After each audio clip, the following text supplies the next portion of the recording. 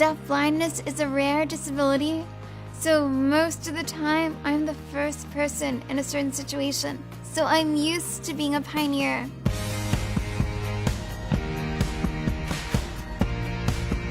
A lot of my friends know better than to tell me that I can't do something, because that's actually encouragement to try to find a solution.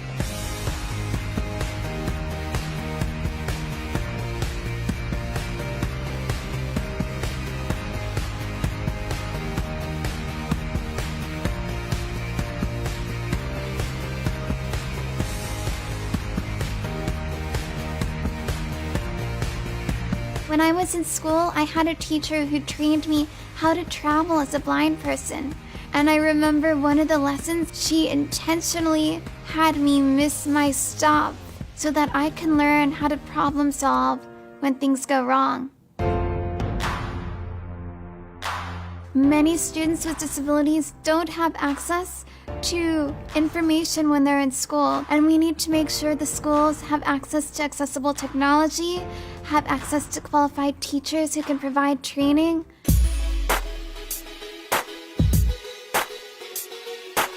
Deaf blindness is a spectrum. There are people with a limited vision and limited hearing, and we use a variety of different communication styles. Sign language, print on palm. What I use primarily is a keyboard and digital braille display. So people will type on a wireless keyboard and I'll read in digital braille. Hello, it's good to meet you.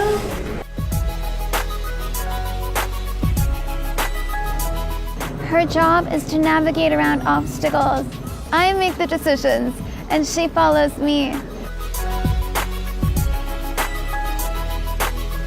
When I was young, I had to teach people what I need, and that process helped me build up self-advocacy skills. There was one incident when I was in college. College cafeteria would provide menus only in print, and blind students couldn't access the menu. Later, I did research. I learned that I have a right to information.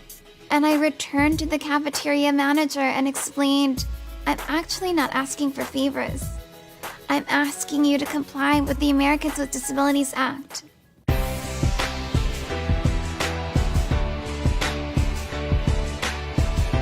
It changed the whole culture in the cafeteria. They started providing menus in accessible formats. And that taught me that if I advocate for myself, I change the community.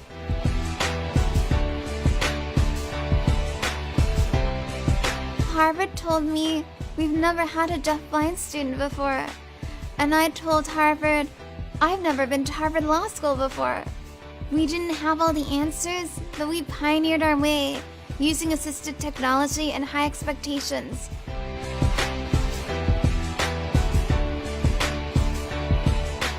Disability is never the barrier. It's the environment that's the barrier. A lot of barriers right now are digital.